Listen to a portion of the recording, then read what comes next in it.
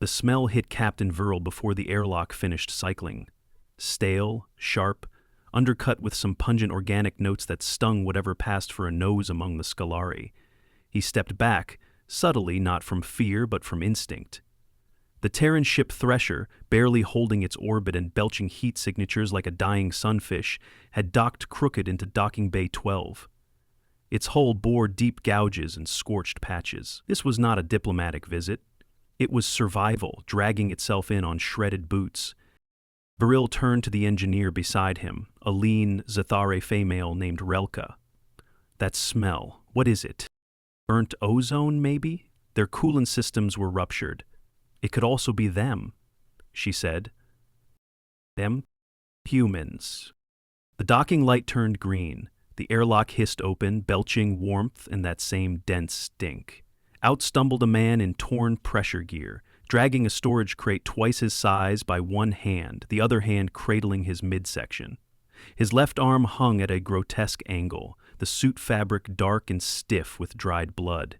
His breathing was ragged, shoulders hitching with each step.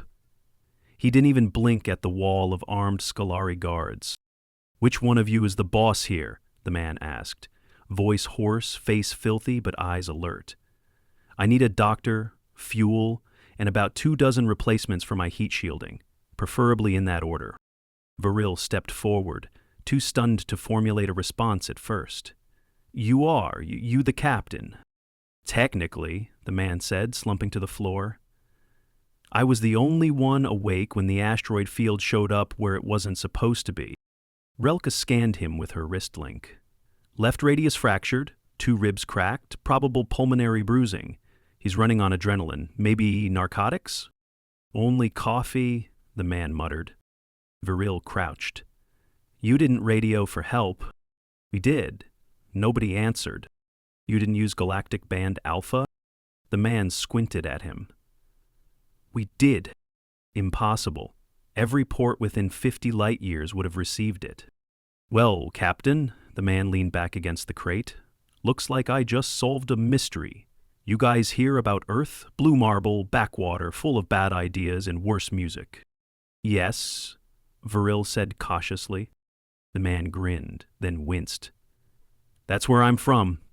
And we've got a saying, no one shows up unless they're getting paid or it's on fire. Looks like neither applied to us." Viril narrowed his eyes. "You are implying that the Galactic Union ignored a distress signal. That's a severe accusation." "No," the man said, dragging in a breath. "I'm telling you. My name is Chase Dalton. You want a full report? Great. Just make sure your medbay has morphine, gauze, and someone who knows how to reset a dislocated shoulder." Relka turned to Verlum. "We should transport him immediately. He's borderline hypoxic." "I'm fine," Chase said. "You're bleeding internally," she snapped. "Yeah, that happens when you bounce off your own control panel." 2 hours later, Chase was propped on a stiff bed in the Scalari Station infirmary, left arm splinted and elevated, ribs wrapped, bruising around his torso already darkening. His face had been cleaned, revealing a mess of freckled skin, a fresh gash above one brow, and the stubborn expression of a man who'd spent too long solving problems no one else would touch. A medtech fussed over his vitals, while Viril reviewed a transmission log. "There was a signal," Viril said at last. "Broadcast on the correct band. It originated from the Thresher, priority level 3. "That's an emergency," Relka said. "No," Chase corrected, wincing as he shifted. "Level 3 for us. For you guys, it's like someone scraped their fender. Your protocols downrank us." "Why would that be?" Chase gave him a flat look. "Why do you think Earth doesn't get visitors unless someone's lost or conscripted?" Relka tilted her head. "The Council has repeatedly stated that your species is difficult." "You mean unstable?" She didn't answer. "Too violent, too chaotic, too unpredictable. We don't integrate well. We don't follow orders. We're stubborn. We improvise. We keep winning the wrong wars. And now we've got warp drives made out of recycled mining equipment and shielding duct tape to hull plating because no one will trade us the real stuff." Viril frowned. "That's a serious allegation." "No," Chase said again, tone sharpening. That's a summary. Look, I'm not mad, I get it, we're a lot. But you're asking the wrong question. What's the right one? Why is Earth still out here, if you all decided we're not worth helping? 2 days passed. Chase remained in the med bay, monitored and dosed on a strict schedule. Human bones, the staff quickly learned, didn't heal overnight. The fractured radius had to be pinned and casted, and the pulmonary bruising was painful enough to leave him winded with minor movement. He wasn't cleared to walk until day 3, and even then only with assistance. Varel visited daily. "You're recovering," he observed. Chase, hunched on the edge of his bed, nodded slowly. "Painkillers are doing their job. Still hurts like hell, though. I've been reviewing your logs." "Which ones?" "From the last 18 hours before your ship docked." Chase leaned back. "You mean the part where I rerouted power through the forward thrusters using salvaged reactor coils and a hot-wired food processor?" Relka, who stood at the foot of the bed, cleared her throat. "That shouldn't have worked." "It didn't. Not fully. But it gave me enough power to coast the last few thousand clicks without boiling my lungs." Varil took a seat. "Why didn't you wait for rescue?" Chase's jaw tensed. "There wasn't one coming. We would have—" "You didn't," Chase snapped, then flinched. "Sorry, that was too loud." "You have every right," Relka said quietly. "I spent 5 hours trying to stabilize the core temperature manually, then I blacked out. Woke up with a coolant leak and half a nav map. Nobody pinged me. Nobody hailed me. I kept going because if I didn't, I was dead." "You were alone?" Varil asked. Chase looked down. "My co-pilot didn't make it. Pressure breach. She was right next to the ruptured conduit. I didn't even have time to seal it." Silence settled in like fog. "I'm sorry," Varil said. "Yeah," Chase murmured. "So am I." By the end of the week, Chase could stand without support. He was pale, still tender along his ribs, and careful with his left arm, but he was walking and watching, always watching. He asked too many questions. Why was the refueling process so indirect? Why did supply manifests require 4 different authorizations? Why was medical triage on a rotational cycle instead of need-based urgency? Varel finally asked him why. "Because that's why nobody comes for us," Chase said. "You've made space so efficient it's fragile. We're messy, we improvise, we break protocol to keep people alive, and that's terrifying to you." "Not terrifying," Varel replied. "Incompatible." Chase smiled tiredly. "Right. That's why Earth has no friends." Relka leaned forward. "It's also why you survived." Chase looked at her. "What?" "I ran your life support patch through 6 simulations. It shouldn't have worked. You created a pressure equalization using nothing but cabin humidity and redirected waste heat. That's not innovation. That's madness." "But it worked." "Yeah." Werner sat back. "And that's why we're having a very difficult discussion in the council right now." "About what?" "About reclassifying humans from unfit for integration to necessary under extreme conditions." Chase barked a laugh, then grimaced. "That's the most backhanded compliment I've ever gotten. We're also reviewing why none of our ships responded to your call. That's a failure in protocol we cannot ignore." "No," Chase said. "That's a failure in your whole worldview." Relka blinked. "Explain." Chase pointed toward the docking bay. "I'm going to need 6 weeks minimum to heal. But if you gave me a wrench in 2 hours, I could rig a communications repeater that covers 100 clicks in all directions and costs less than your lunch. Not because I'm smarter, because I've had to. Earth taught me that. We're not better, we're just used to being ignored." He stood slowly, swaying.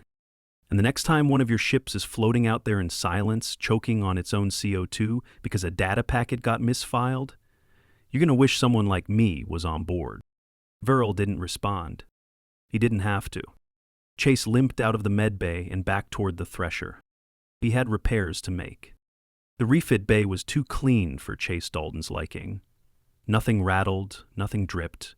No stale smell of burnt fuses or leaking coolant. The walls practically gleamed.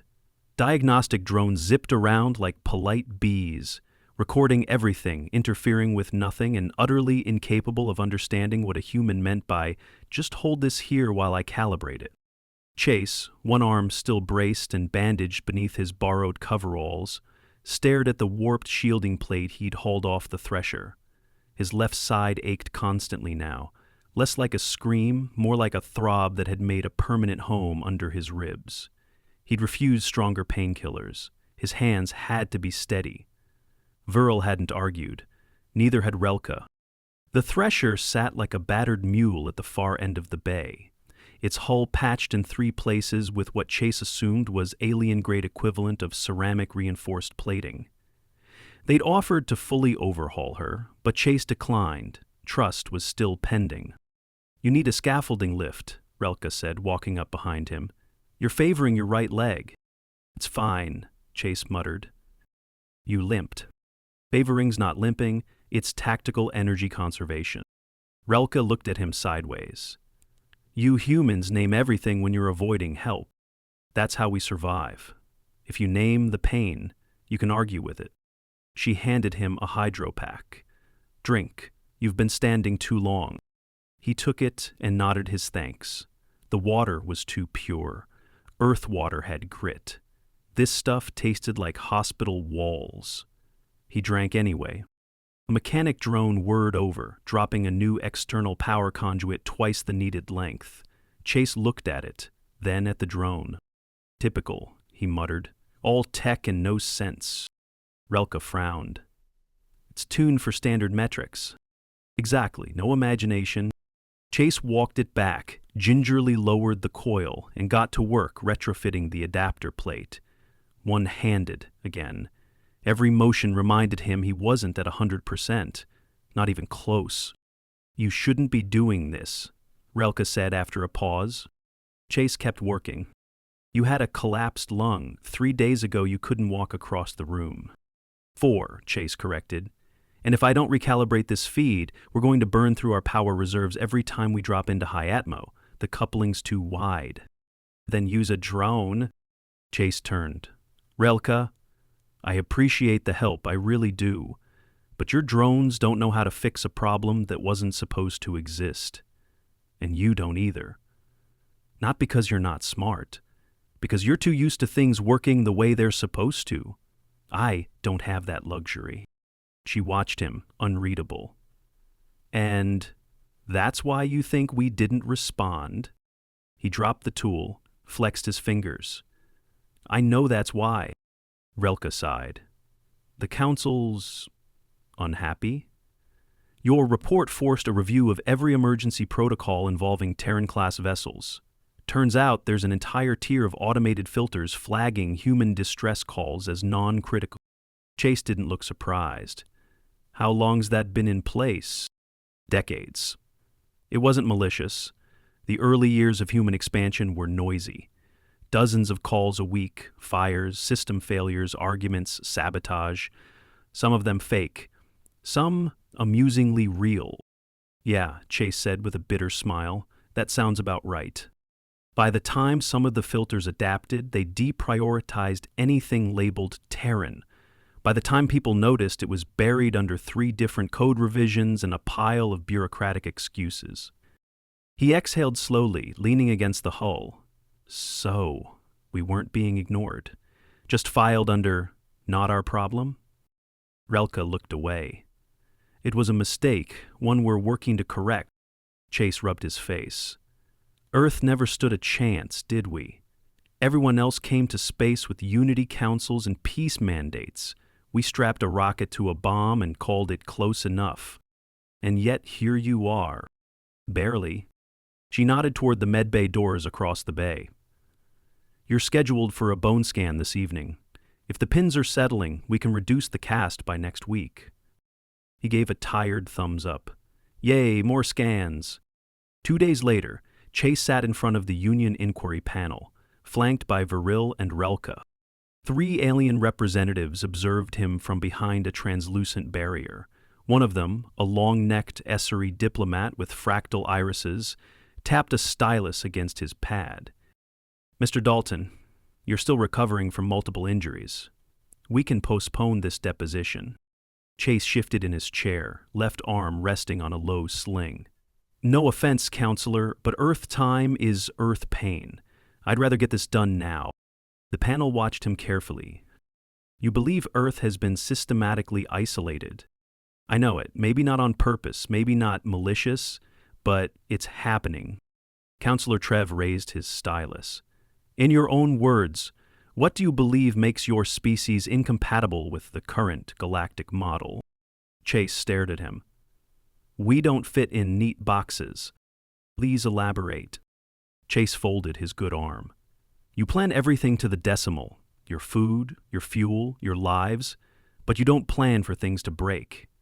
You don't expect failure. Humans do. We train for it.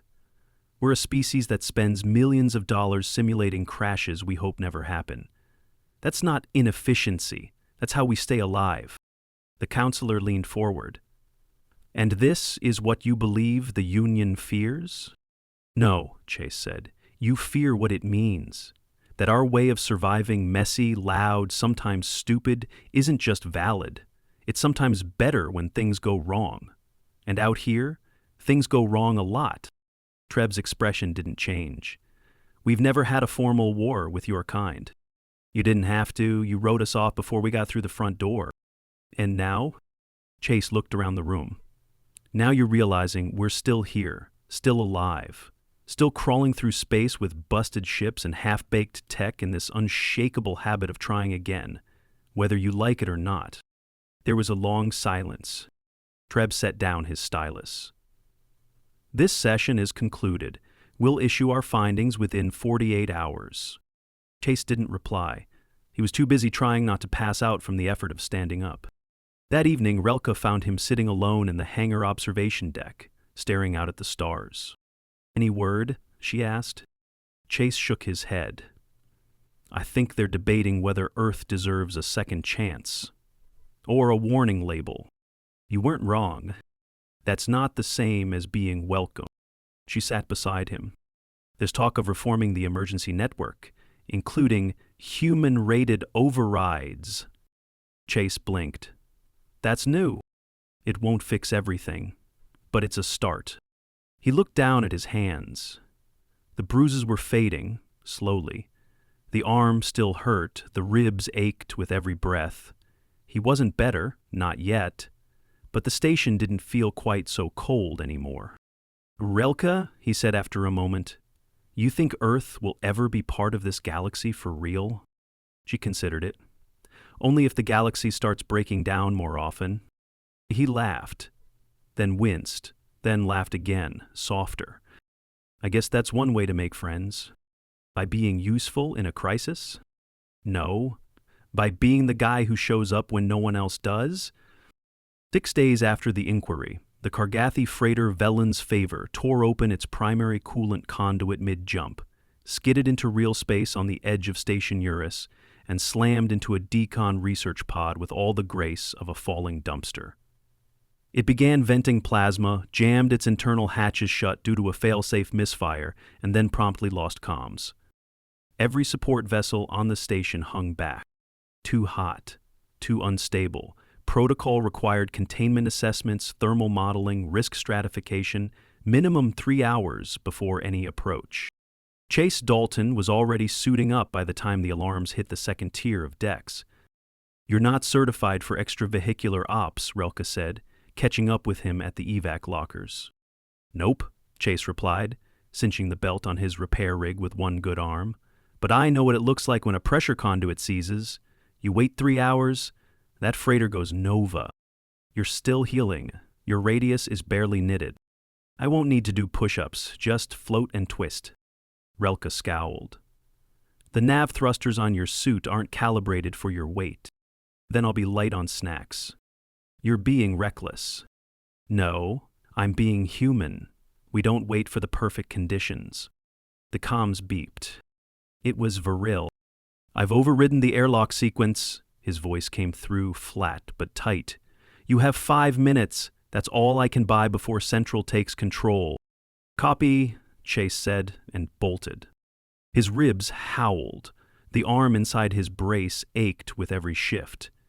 But he moved, focused, and felt a clarity he hadn't tasted since the thresher cracked open like a soda can in an asteroid belt. The balloon's favor spun slowly, bleeding glow from one side, flickering lights in the rear. Chase hit the hull hard, magnet clamps locking on with a jolt that knocked the breath out of him. He muttered something unrepeatable and crawled toward the breach. He reached the emergency panel, found it fused shut. Of course it is, he whispered. He pulled his multi-tool and got to work. Inside the command center, Relka and Verl watched the external cams. He's slowing, Relka said. Breathing rates rising, Verl added. Relka's jaw tensed. This is insane.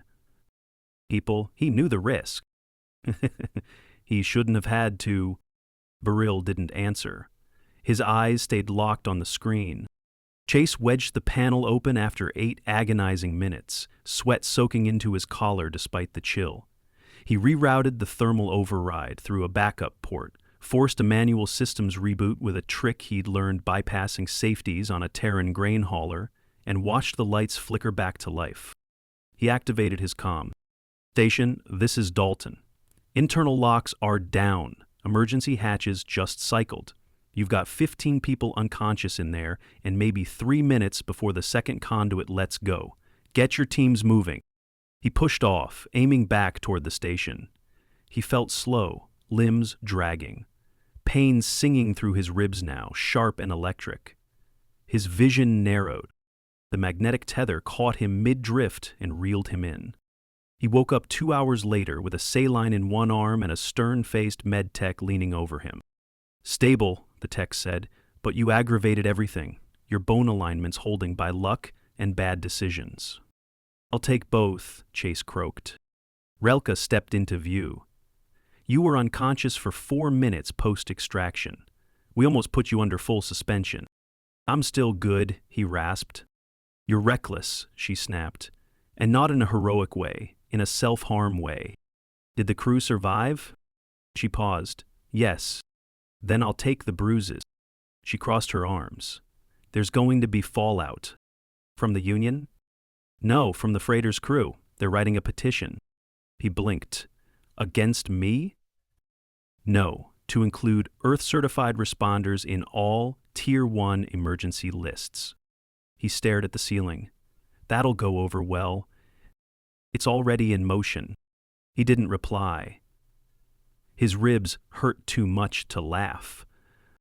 3 days later, still limping and restricted from lifting anything heavier than a datapad, Chase was summoned to Central Hall. The Grand Delegate of Systems Integration was waiting, a massive plum-colored horkill with ornate robes and a disdainful expression. Chase Dalton, the delegate said, inspecting him as if Chase were a dented microwave. You've caused quite the disturbance. I wasn't trying to, Chase said carefully, just responding to a need. The Kargathi freighter was not under your jurisdiction. Your medical status was not cleared. Your equipment was not calibrated. Correct. And yet, without your interference, we would have lost 13 beings and a station sector. Yes. You violated 8 safety protocols, 3 local statutes, and 1 interspecies medical mandate. Chase waited. You are also the only reason the emergency response reform proposal has passed committee review in under 72 hours. Chase blinked. What? The Horkle nodded, albeit grudgingly. As of today, Terran response standards are being trialed for mixed species compatibility. Your methods lack elegance, but they work under duress. I could have told you that for free. The Horkle didn't smile. You are confined to the station for another 23 days, pending medical clearance and safety review. Chase tilted his head. And after that, you may choose to return to Earth or join our cross-disciplinary crisis corps as an embedded specialist. We'll leave the offer open. He turned, robes swishing, and departed without further ceremony. Chase rubbed his jaw. Crisis corps, huh? Relka, who had watched from the corner, smirked. They're going to have to build an entire sub-department to deal with you. I'll start by making them ditch the clipboard system. She handed him a new water pack. You know, for someone who got ignored for a whole century, you're making a lot of noise now. Chase leaned back against the wall. That's kind of Earth's thing. We start loud, end messy, but in between sometimes we actually fix stuff. In the mess hall later that evening, one of the Scalari guards from the original docking day approached Chase. She held a wrapped box. "What's this?" Chase asked. "A gift, from the Valon's favor crew. Handmade." He opened it. Inside was a rough sculpture, clearly assembled with mismatched tools and limited skill. An EVA suit figure gripping a sparking cable planted on a broken hull plate. It had "Human Fixed It" scrawled underneath in half-translated letters. Chase stared at it for a long time. Then he smiled. Not wide, not proud, but real. The medbay was colder than usual. Chase sat shirtless on the diagnostic table, a padded sling still supporting his left arm. The bruises had faded into dull yellows and greens. A final scan ran across his ribs, revealing the thin white lines where bone had mended over the last few weeks. Real healing, slow and steady. Human healing. Relka reviewed the results without commentary. She didn't like small talk when something important was brewing. "You're clear for light duty," she said at last. "No lifting over 10 kilos. No vacuum work. No sudden acceleration. If you twist your torso too fast, I'll know. There's a sensor patch still on your flank." Chase nodded. "I wasn't planning to do backflips. I also disabled the diagnostic override in your locker. Stop trying to hack your clearance early." He smiled faintly. "Figured that wouldn't work twice." Relka closed the display. "You leave tomorrow, right?" "Transport out at dawn. 2 jumps to Luna Station, then I'm supposed to debrief on Earth. They want me to explain how I survived." She gave him a long look. "You didn't just survive, Chase. You made them change. That's rarer than you think." Chase tugged on his jacket, gingerly working his left arm into the sleeve. "I didn't mean to start a movement. I just didn't want to die in the middle of nowhere." That's exactly why it worked. The lights flickered once, harmless, a station power fluctuation. Chase didn't flinch. He noticed, but he didn't flinch. Recovery, in the deepest sense. Relka walked him to the departure deck the next morning. The Thresher had been hauled away for full deconstruction, a mercy, really. In its place stood a Union-class courier shuttle with D-38 assignment transport stenciled on the side. It was clean, too clean. "You're sure you want to go back?" Relka asked. Chase looked at the ship. "Earth's still home, even if it's the loud kid in the Galactic cafeteria no one wants to sit next to. You could stay. The crisis core is waiting." Chase gave her a crooked grin. "Yeah, and I might still take the job, but if I'm going to teach anyone how we operate, they need to see Earth, see why we build things ugly and reinforce them with duct tape, why we test how far something can bend before we read the manual." Relka glanced down. "You're not angry about being left out anymore." "I'm still angry," Chase said. "But it's not about me. It's about the next guy who gets caught between a frozen starboard thruster and a silent comm band. If the Union actually listens now, if even one captain out there gets pulled out of a death spiral because someone stopped worrying about protocols long enough to act, then that's a win." She nodded, then surprised him with a small box, about palm size. "What's this?" "It's not handmade," she said, "but it's from the crew. Open it later." He tucked it into his jacket pocket and stepped onto the ramp. The shuttle door sealed behind him with a whisper. The flight back to Earth was uneventful. The crew, a mix of quiet Selnari and a chatty dry-end navigator named Mersch, kept mostly to themselves. Mersch asked a few questions, tentatively, about primitive propulsion and heat management under duress, but Chase kept the conversation light. He'd done enough teaching for 1 month. At Luna Station, the debriefing was clinical. 2 Terran commanders, 1 Union observer. Chase walked them through the accident, the field repairs, the emergency reroute, and the rest of it. They tried to analyze his decision tree. He told them it wasn't a tree, it was a hallway full of locked doors and one broken window. They didn't laugh. He was granted 2 weeks of paid leave, full medical compensation, no formal reprimand, which was itself a kind of quiet medal. Back home, flat in Chicago, 3 floors up, view of the lake, he opened the box Relka had given him. Inside was a fragment of the Thresher's outer hull, reshaped and polished. Not elegant, not smooth, but the scar lines had been cleaned and sealed with resin, a single word etched along the edge, in both Terran Standard and Galactic Basic. Unignored. Chase sat with it for a while. That night he got a comm from Relka. She didn't bother with greetings. "There's been another signal," she said. "Unregistered mining rig, spiral system. They're not Union. Anyone responding?" "No one yet. High-risk zone. Same problem as before." He didn't wait. "Send me the coordinates. I'll pack." "You just got back." "Doesn't mean I can't go out again." Dalton, "Look, either we change things, or we let the galaxy keep letting people die because the forms weren't filled in triplicate." Relka paused. Then her voice came through the channel, softer. "We'll keep a suit ready." 3 weeks later, a mining vessel barely clung to its orbit above a gas giant, its hull warped, thrusters sputtering. On board, 5 terrified operators waited for someone to acknowledge them. And then, like a ghost in an outdated shuttle patched with foreign parts and human markings, Chase Dalton dropped out of warp just shy of their orbit. He didn't speak right away. He didn't pose for gratitude. He sent a single message. Help is help, doesn't matter where it comes from. And that was how Earth began to earn its place. Not because it was strong, not because it was advanced, but because it showed up every time, even when no one asked it to. And over time, the rest of the galaxy learned the lesson the hard way. That if you ignored Earth long enough, eventually a limping, bruised, stubborn man would claw his way through vacuum, trailing broken protocol behind him, and save you anyway,